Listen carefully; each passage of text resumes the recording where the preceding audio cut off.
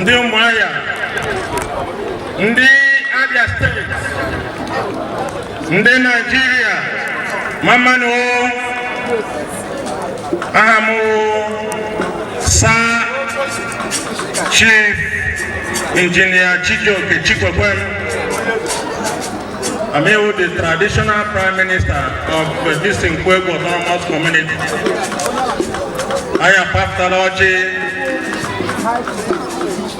Diko Menala, Menadibu, Adami Woroje, Werenge, Ezai, Sajisi, Adiede, His Royal Highness, Anagi Ibuobuta, Ibobo Mamanu, Ibobo Mamanu, Mamanu.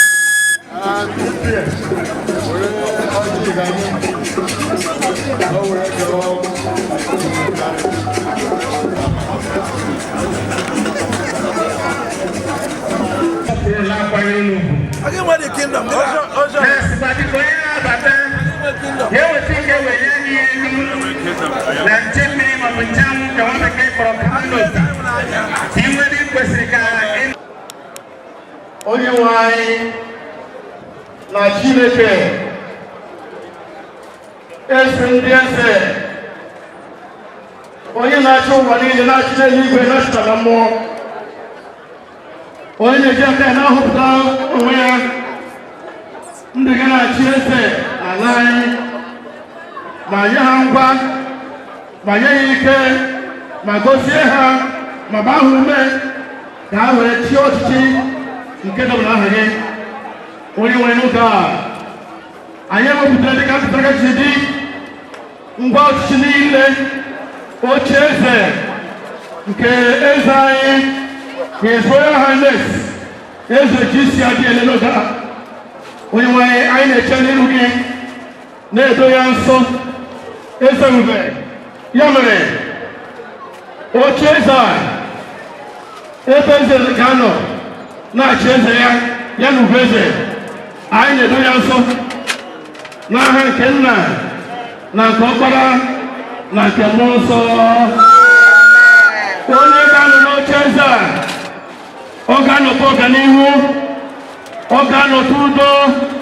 ọ ga-enwe amamihe ọ ga-enwe amara iji chịa ọchịchị duzie ndị ya kpee ikpe ziri ezi onye nwanyị ọ dịghị ihe ọjọọ ọbụla ma ọ na-efe efe ma ọ na-arị arị ma ọ na-agba agba nke ga-abịa n'oche eze a onye nwanyị oche eze a ọ ga-anọ n'oche a chịa n'anya udo ọ ga-anọ n'oche eze a ọchịa ga-eweta udo n'obodo ya weta ọganihu n'ihi nke a ana m edo oche eze nsọ n'aha nke nna na nke ọkpara na nke mmụọ nsọ ube eze ga-anọ n'ebe a wee lekọta eze n'ụzọ dị iche lekọtakwa ụmụ nwanyị ma jee ozu ndị ọzọ n'ike a ana m edo oche nsọ n'aha nke nna na nke ọkpara na nke mmụọ nsọ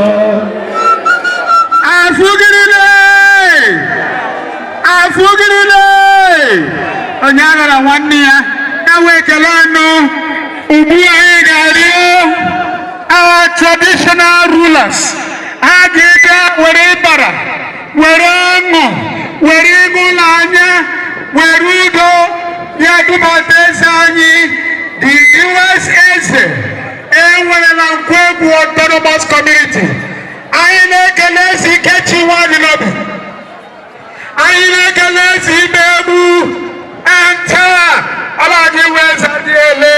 afụghịrị nwoke mba Nkwegwu Autonomous Community nwoke mba ọhụ ya ka ọlụ ya mgbe ka edubata ha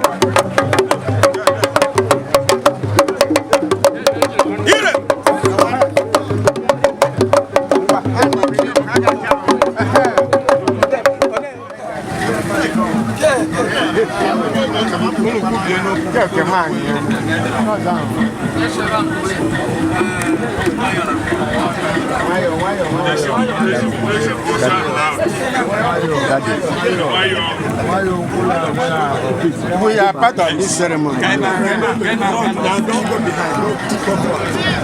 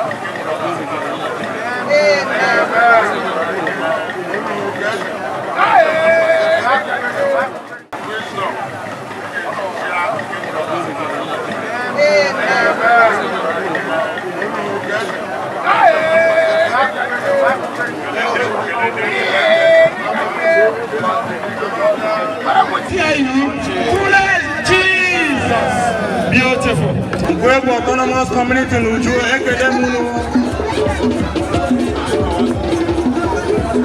ndị ọhụhụ our esteemed guests from ọhụhụ anyị ekelele unu n'aha Nkwegwu Autonomous Community ana m asị unu ọ dịkwa unu ebibile unu agbadarala anyị otu anyị si uweze anyị okwu n'udo otu unu si mere anyị onye ọzọ mekwere unu otu a aga m isi nye ewu mbilite udo ọṅụ na ọganiru na Autonomous Community unu mere anyị obi dị anyị ụtọ anyị na-asị data unu laruo unu ga-elaru n'ụlọ unu in peace ọ bụ agaghị unu Chineke ga-agọzi onye ọbụla in Jesus name amen.